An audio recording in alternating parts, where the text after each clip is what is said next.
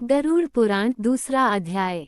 गरुड़ जी ने कहा, हे केशव, यमलोक का मार्ग किस प्रकार दुखदायी होता है, पापी लोग वहां किस प्रकार जाते हैं, वो मुझे बताइए। श्री भगवान बोले, हे गरुड़, महान दुख प्रदान करने वाले यममार्ग के विषय में मैं तुमसे कहता हूँ, मेरा भक्त होने पर भी तुम उसे सुनकर कांप उठोगे। यममार्ग में वृक्ष की छाया नहीं है जहाँ प्राणी विश्राम कर सके। उस यममार्ग में अन्न आदि भी नहीं है जिनसे कि वो अपने प्राणों की रक्षा कर सके। हे खग, वहाँ कहीं जल भी नहीं दिखता जिसे अत्यंत तृषातुर वह जीव पी सके। वहाँ प्रलय काल की भांति 12 सूर्य तपते रहते हैं। उस मार्ग में जाता हुआ पापी कभी बर्फीली हवा से पीड़ित होता है तथा कभी कांटे चुभते हैं और कभी महाविषधर सर्पों के द्वारा डसा जाता है। वह पापी कहीं सिंहों, व्याघ्रों और भयंकर कुत्तों द्वारा खाया जाता है, कहीं बिच्छुओं द्वारा डसा जाता है और कहीं उसे आग से जलाया जाता है। तब कहीं अति भयंकर महान असिपत्रवन नामक नरक में वह पहुंचता है, जो 2000 योजन विस्तार वाला कहा गया है। वह वन कौओं, उल्लुओं, वटों, पक्षी विशेषों, गीधों, सर्गों तथा डांसों से व्याप्त है। उसमें चारों ओर दावाग्नि व्याप्त है। असिपत्र के पत्तों से वह जीव उस वन में छिन्न भिन्न हो जाता है। कहीं अंधे कुएं में गिरता है, कहीं विकट पर्वत से गिरता है, कहीं छुरे की धार पर चलता है तो कहीं किलों के ऊपर चलता है। कहीं घने अंधकार में गिरता है, कहीं उग्र भय उत्पन्न करने वाले जल में गिरता है, कहीं जौंकों से भरे हुए कीचड़ में गिरता है तो कहीं जलते हुए कीचड़ में गिरता है।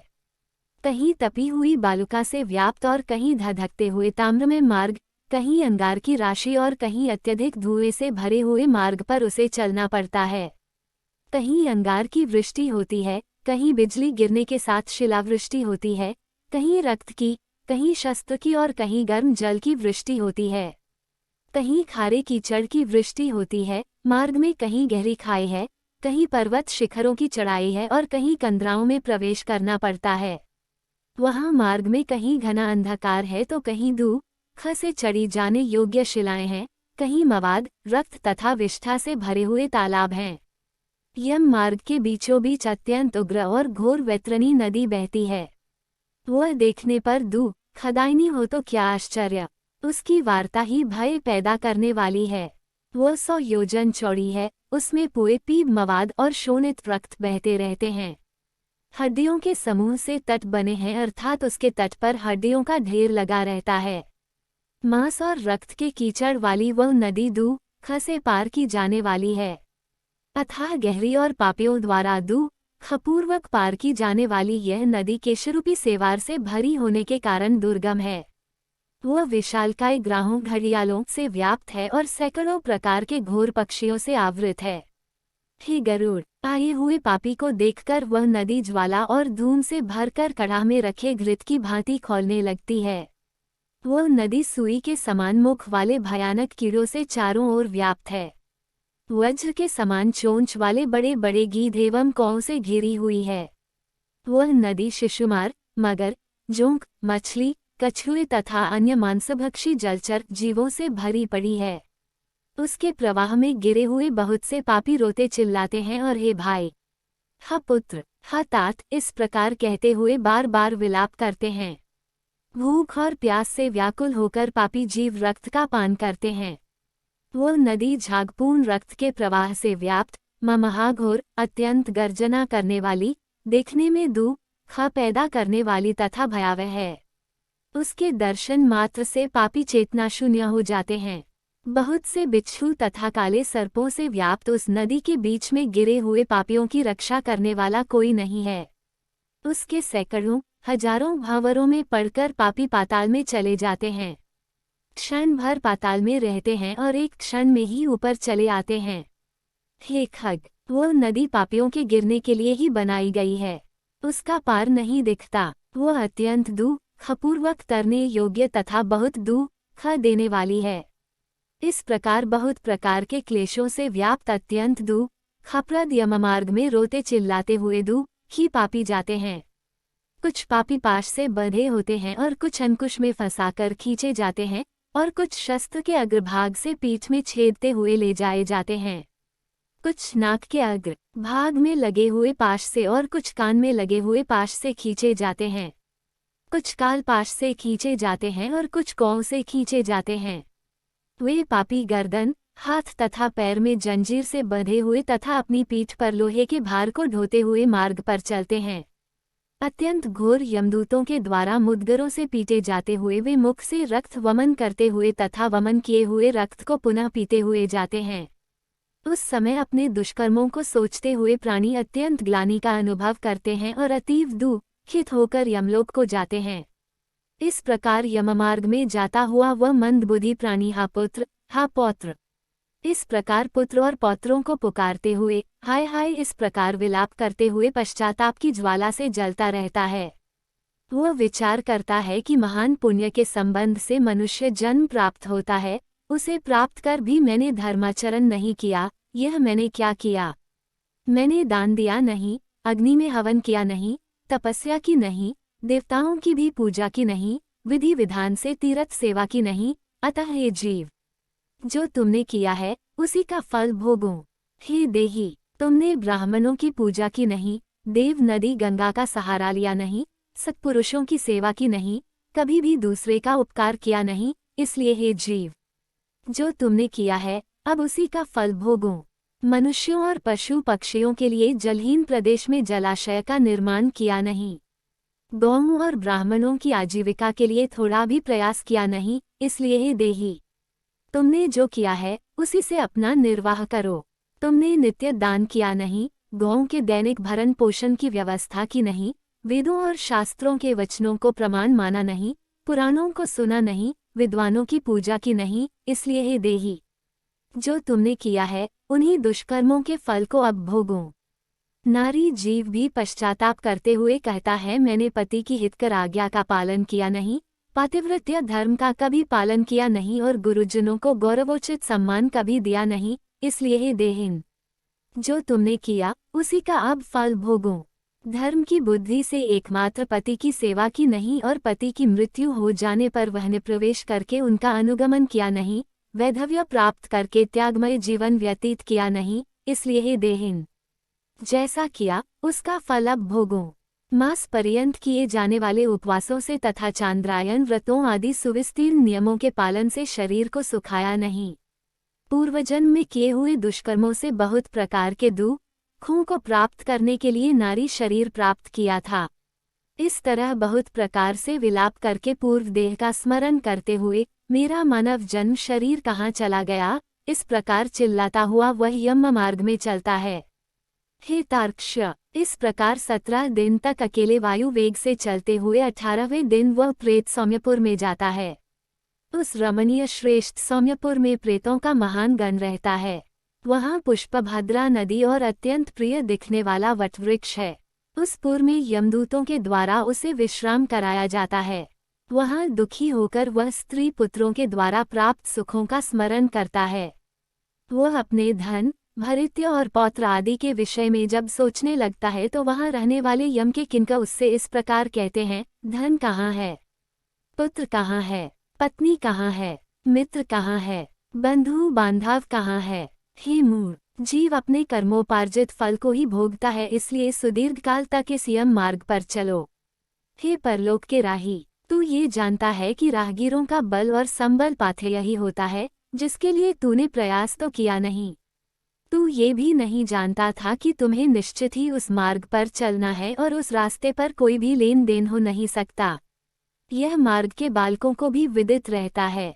हे मनुष्य, क्या तुमने इसे सुना नहीं था? क्या तुमने ब्राह्मणों के मुख से पुराणों के वचन सुने नहीं थे? इस प्रकार कहकर मुद्गरों से पीटा जाता हुआ वह जीव गिरते पड़ते दौड़ते हुए बलपूर्वक पाशों से खींचा जाता है। यहाँ स्नेह अथवा कृपा के कारण पुत्र पौत्रों द्वारा दिए हुए मासिक पिंड को खाता है। उसके बाद वह जीव सौरपुर को प्रस्थान करता है। उस सौरपुर में काल के रूप को धारण करने वाला जंगम नामक राजा रहता है। उसे देखकर वह जीव भयभीत होकर विश्राम करना चाहता है। उस पुर में गया हुआ वह जीव अपने स्वजनों के द्वारा दिए हुए त्रैपाक्षिक अन्न जल को खाकर उस पुर को पार करता है। उसके बाद शीघ्रतापूर्वक वह प्रेत नगेंद्र भवन की ओर जाता है और वहां भयंकर वनों को देखकर दुखी होकर रोता है। दयारहित दूतों के द्वारा खींचे जाने पर वह बार बार रोता है और 2 मासों के अंत में वह दुखी होकर वहां जाता है।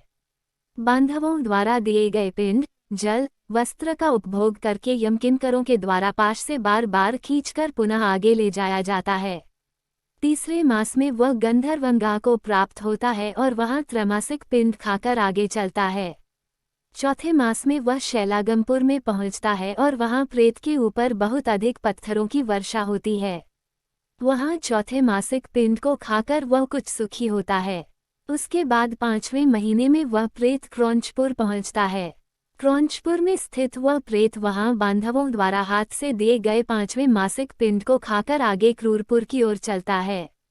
5.5 मास के बाद बांधवों द्वारा प्रदत्त 59 मासिक पिंड और घटदान से तृप्त होकर वह वहां आधे मुहूर्त तक विश्राम करके यमदूतों के द्वारा डराए जाने पर दुख से कांपता हुआ उस पुर को छोड़कर चित्रभवन नामक पुर को जाता है, जहां यम का छोटा भाई विचित्र नाम वाला राजा राज्य करता है। उस विशाल शरीर वाले राजा को देखकर जब वह जीव डर से भागता है, तब सामने आकर कैवत धीवर उससे ये कहते हैं, हम इस महावितरणी नदी को पार करने वालों के लिए नाव लेकर आए हैं। यदि तुम्हारा इस प्रकार का पुण्य हो तो इसमें बैठ सकते हो। तत्वदर्शी मुनियों ने दान को ही वितरण देना या बांटना कहा है। ये वैतरणी नदी वितरण के द्वारा ही पार की जा सकती है, इसलिए इसको वैतरणी कहा जाता है। यदि तुमने वैतरणी गौ का दान किया हो तो नौक तुम्हारे पास आएगी, अन्यथा नहीं। उनके ऐसे वचन सुनकर प्रेत, हा देव, ऐसा कहता है। उस प्रेत को देखकर वह नदी खौलने लगती है और उसे देखकर प्रेत अत्यंत क्रंदन विलाप करने लगता है। जिसने अपने जीवन में कभी दान दिया ही नहीं, ऐसा पापात्मा उसी वैतरणी में डूबता है। तब आकाश मार्ग से चलने वाले दूत उसके मुख में कांटा लगाकर बंसी से मछली की भांति उसे खींचते हुए पार ले जाते हैं। वहां षाण्मासिक पिंड खाकर वह अत्यधिक भूख से पीड़ित होकर विलाप करता हुआ आगे के रास्ते पर चलता है। 7वें मास में वह बहवापदपुर को जाता है और वहां अपने पुत्रों द्वारा दिए हुए 7म मासिक पिंड को खाता है। हे पक्षीराज गरुड़, उस पुर को पाकर वह खद नामक पुर को जाता है। आकाश मार्ग से जाता हुआ वह महान दुख प्राप्त करता है। वहां 8वें मास में दिए हुए पिंड को खाकर आगे बढ़ता है और 9वां मास पूर्ण होने पर नाना क्रंदपुर को प्राप्त होता है। वहां क्रंदन करते हुए अनेक भयावह क्रंदगणों को देखकर स्वयं शून्य हृदय वाला वह जीव दुखी होकर आक्रंदन करने लगता है। उस पुर को छोड़कर वह यमदूतों के द्वारा भयभीत किया जाता हुआ 10वें महीने में अत्यंत कठिनाई से सुतप्त भवन नामक नगर में पहुंचता है। वहां पुत्रादि से पिंडदान और जलांजलि प्राप्त करके भी सुखी नहीं होता। 11वां मास पूरा होने पर वह रौद्रपुर को जाता है और पुत्रादि के द्वारा दिए हुए 11 मासिक पिंड को वहां खाता है। 11.5 मास बीतने पर वह जीव प्योवर्षण नामक नगर में पहुंचता है। वहां प्रेतों को दुख देने वाले मेघ घनघोर वर्षा करते हैं। वहां पर दुखी वो प्रेत उनाब्दिक श्राद्ध के पिंड को खाता है। इसके बाद वर्ष पूरा होने पर वह जीव शीताध्य नामक नगर को प्राप्त होता है। वहां हिम से भी 100 गुनी अधिक महान ठंड पड़ती है। शीत से दुखी तथा क्षुधित वह जीव इस आशा से 10 दिशाओं में देखता है कि शायद कहीं कोई हमारा बांधव हो जो मेरे दुख को दूर कर सके। तब यम के दूत कहते हैं, तुम्हारा ऐसा पुण्य कहाँ है? फिर वार्षिक पिंड को खाकर वह धैर्य धारण करता है। उसके बाद वर्ष के अंत में यमपुर के निकट पहुंचने पर वह प्रेत बहुभीतिपुर में जाकर हाथ भर माप के अपने शरीर को छोड़ देता है। हे पक्षी, पुनः कर्म भोग के लिए अंगुष्ठ मात्र के वायु स्वरूप यातना देह को प्राप्त करके वह यमदूतों के साथ जाता है। हे कश्यपात्मज, जिन्होंने और्ध्वदायिक मरणकालिक दान नहीं दिए हैं, वे यमदूतों के द्वारा दृढ़ बंधनों से बंधे हुए अत्यंत कष्ट से यमपुर को जाते हैं। हे आकाशगामी, धर्मराजपुर में 4 द्वार है, जिनमें से दक्षिण द्वार के मार्ग का तुमसे वर्णन कर दिया। इस महान भयंकर मार्ग में भूख प्यास और श्रम से दुखी जीव जिस प्रकार जाते हैं, वह सब मैंने बतला दिया। अब और क्या सुनना चाहते हो? इस प्रकार गरुड़ पुराण के अंतर्गत सारोद्वार में यममार्ग निरूपण नामक दूसरा अध्याय पूर्ण हुआ। धन्यवाद।